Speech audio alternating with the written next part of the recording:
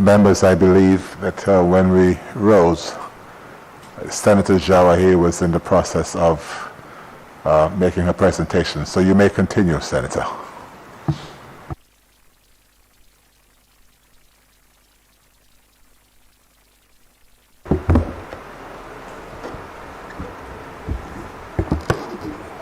Thank you, Mr. President. If I could please share my voice with the colleague senator who went before me to extend condolences to the family of Officer Timet. There are a lot of members in the police force that I am related to. And when you think of people losing their lives, people who risk their lives to protect us, and they have lost theirs, it's not a pleasant feeling at all. And I know last night there was a church service for him at the Grand Revere Catholic Church. He was very involved with the youth group up in the north. And to his family, his friends, the police force, and everyone else who would have known him, I want to share my condolences. Mr. President, today is truly a historic day, because it is today we seek the support of this honorable House to pass this long-awaited domestic violence bill. And for me today, I want to embark on a bit of a very brief education campaign, because I believe that there are significant parts of this bill that need to be highlighted at this point. So I will not keep anybody waiting any longer, because I am also eager to celebrate with our people who have been waiting for this bill to pass after 28 years. As we dive into this bill and look at the explanation or definition for domestic violence, we see that it speaks of violence in the form of harm, injury, danger to health, safety, life, limb, or well-being, whether mental or physical. Mental or physical, Mr. President. And I want to highlight mental, because abuse comes in many forms. When we define it in this bill, we talk of physical abuse, which can be sexual, forced, harmful, as I mentioned earlier, and even damage to property, scratching of a car, flattening the tires, throwing away the belongings, burning the clothes. All of these are forms of abuse. But Mr. President, many St. Lucians believe that there are parts of this bill that stands out to them, because they did not believe prior that there was a bill that could help protect them from mental abuse. This also comes in many forms, Mr. President, and they can include threats, emotional abuse, psychological abuse, intimidation, harassment, stalking. You know, we have social media, everybody on Facebook will send a message. Stalking can include cyber stalking and economic abuse. Mr. President, this last one, I find a lot of our people are going through, especially during these days. And it was only a few days ago, a young lady called me crying. And I could not even make out her words until I was able to calm her down for a bit. She was crying. Her boyfriend had forced her to resign from her job. He said he would pay the bills because she has a child with him. But because she decided to not do something that he really wanted her to do, he did not buy food for the house. He did not pay the bills. The rent is overdue. The child's school is still unpaid. And she's unemployed. Crying, Mr. President, feeling like she has no way out because there is the avoidance to pay these financial obligations, to exploit her for sex. Economic abuse, Mr. President. And then there's the other side to it. A side of domestic abuse that, if spoken about, one would experience ridicule, shame. And Mr. President, when this bill came to the lower house on Tuesday, I received a number of calls from men. I received a number of calls and messages from men. And I saw their comments online, because this bill, they felt, was very important to them as well. Yes, men also have suffered abuse. But Mr. President, What was even more surprising were the stories told by these men of emotional abuse that they suffer from their partners. The type of abuse that attacks their emotional well-being, the insults, ridiculing, name-calling. And we know in St. Lucia, name-calling is hardly a thing that is positive. But Mr. President, I am appreciative of this bill, and I'll tell you why. Because I believe that it is an inclusive bill. And just like it is providing support for our women and our children, it also is providing further protection of the law for our men. What we see, Mr. President, as I said, is an inclusive bill. It looks at domestic violence on a whole, whether the survivor is a man, woman, or child. It is for every St. Lucian, regardless of gender. And I also noted members from the LGBTQ community who were present in the House on Tuesday to support the bill. Mr. President, Miss Jessica St. Rose, I just wanted to highlight her today. She was present. A young lady I admire so much because of her drive, how she is motivated and encourages people with her personal stories and continues to advocate for equality for all. I know that this bill meant a lot to Jessica. Mr. President, when I invited Devontae to this house, some people had all kinds of things to say, to suggest that it is for show and our government is truly not inclusive. But for us, Mr. President, it is more than just talk. It is action. It is more than just talk and appearances. It is action, because this bill can tell us that. Not just the talk that we are a government of inclusivity, but the action that after today, it will be law, that every single member of our society will have the protection of the law if they suffer any form of domestic abuse.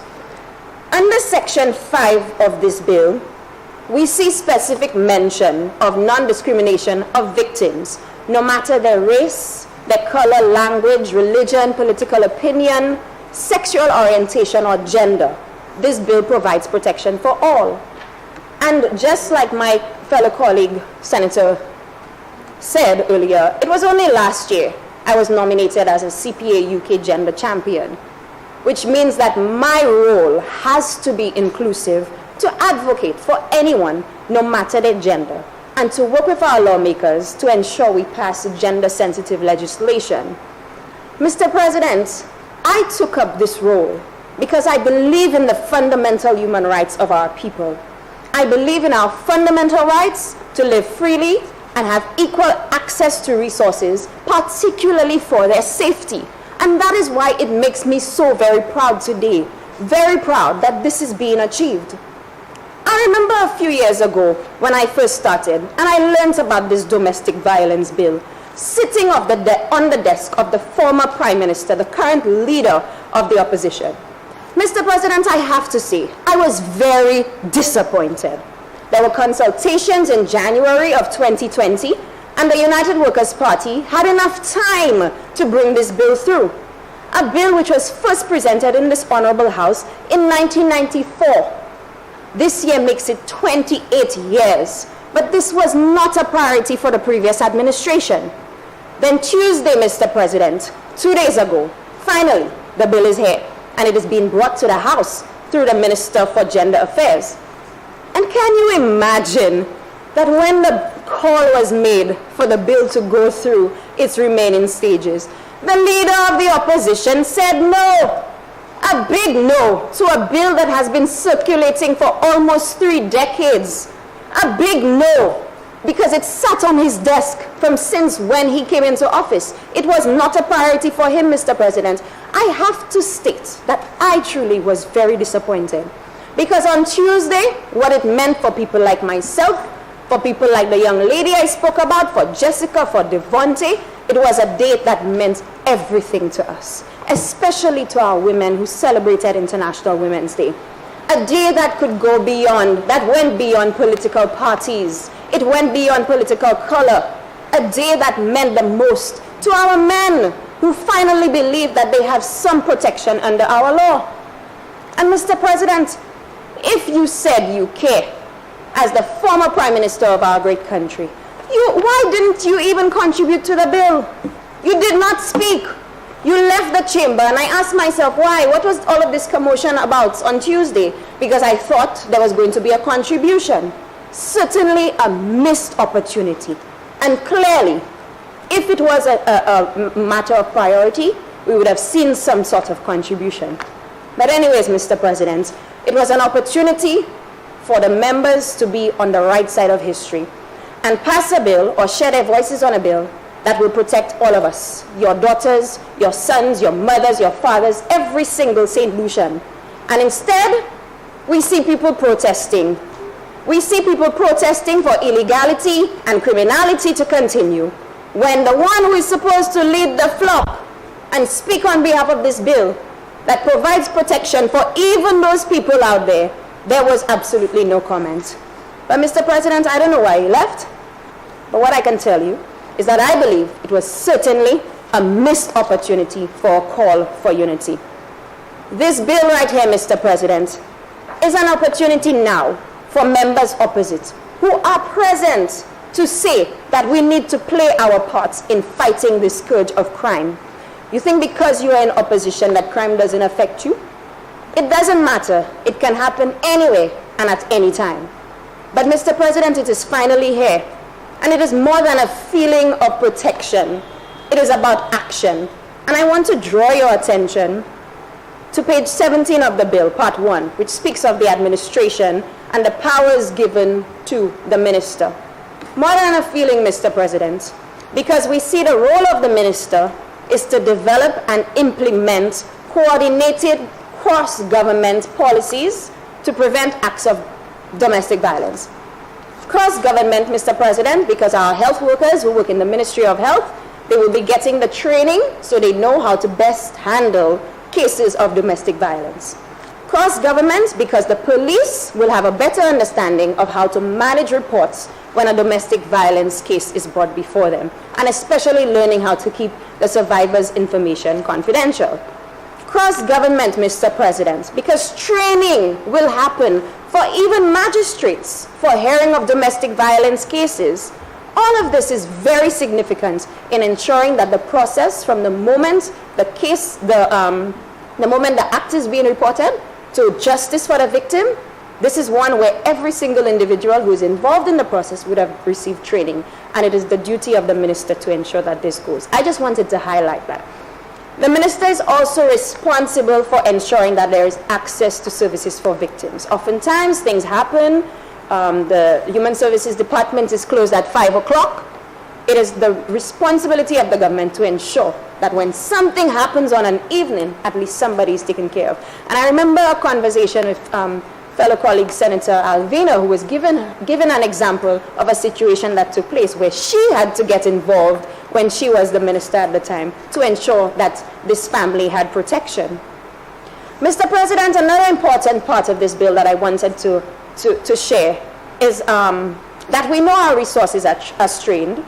And in addition to that, the Minister for Gender Relations, when she brought the bill to the House on Tuesday, expressed that, yes, she is going to do her best to get that sort of information and funding that we need to ensure that this is passed. We know our resources are strained. But Mr. President, it is important for us to pass this bill because it will certainly send a loud message to the world, especially agencies like the UN, who advocate for the achievement of sustainable goal number 5, which is the complete elimination of domestic violence, and of course providing opportunities for our women and girls and for their empowerment. Mr. President, there are agencies who have been waiting for countries like St. Lucia to comply so that funding can be accessed. And the Minister for Gender correctly stated that beautifully on Tuesday, that these resources will be tapped into. So I feel very confident and I feel very happy, Mr. President, that yes, we are passing this bill, but it is more than talk, it is action. Now, under Section 6 of this bill, prohibition of acts of domestic violence, and I really want the persons who are at home, through you, Mr. President, to pay particular attention to this. We see that a person who contravenes the law is liable on summary conviction to a fine not exceeding $10,000 or imprisonment of up to 5 years, or both. $10,000 or 5 years in prison, or both. And that sends a very strong message, Mr. President, that this is something very serious. So whether it be physical abuse, emotional abuse, economic abuse, the perpetrator can be liable to pay this fine or imprisonment of up to five years. Mr. President, as the Minister for Gender Affairs said, one of the next steps that we must do as a government will be to embark on an education campaign. I highlighted a few things, but I know my other colleagues have a lot more to say in terms of tackling other parts of this bill. We need to embark on a solid education campaign across ministries and with the general public, so our people know that this is a very important matter. And this domestic violence bill, Mr. President, is clearly part of the government's strategy to tackle crime, especially with the advent of COVID-19. We are seeing tremendous increase in domestic violence. We are seeing a tremendous increase in crime. And for this bill to come into the House, as the St. Lucia Labour Party government promised it would do in the first year, and to enact this bill, I believe it is a significant stride in tackling crime. And I want to make a special appeal to the members opposite for your unwavering support of this bill. Because like I said earlier, crime has no face, it doesn't choose, it can happen to any one of us. I thank you.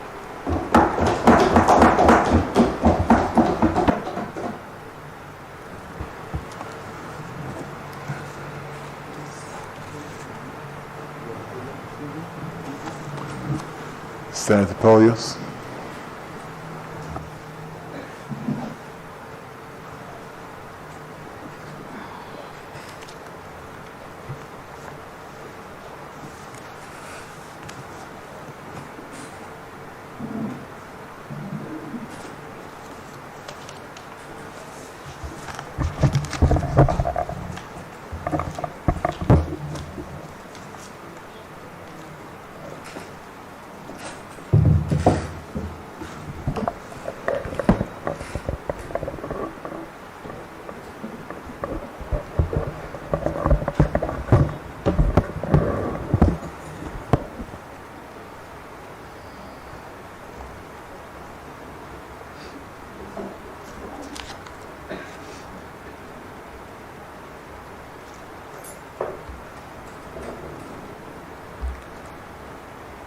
Thank you, Mr. President.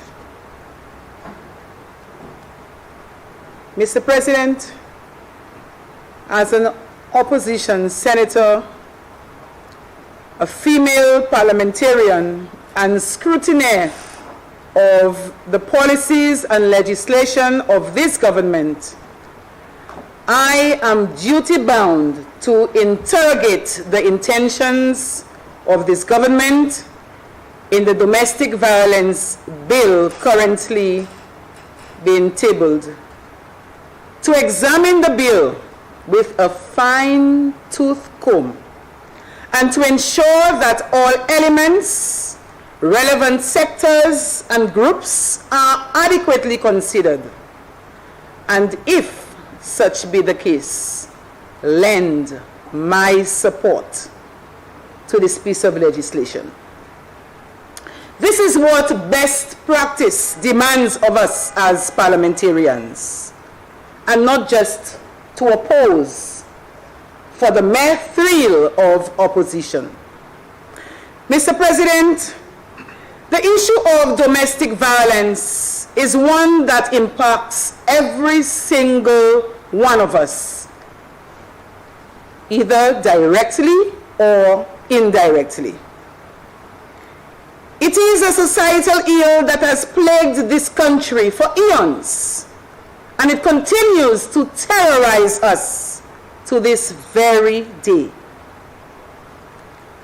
The recent upsurge in our domestic crime rate exemplifies and not only calls for appropriate legislation, Mr. President, but more importantly, consistency and transparency in its enactment.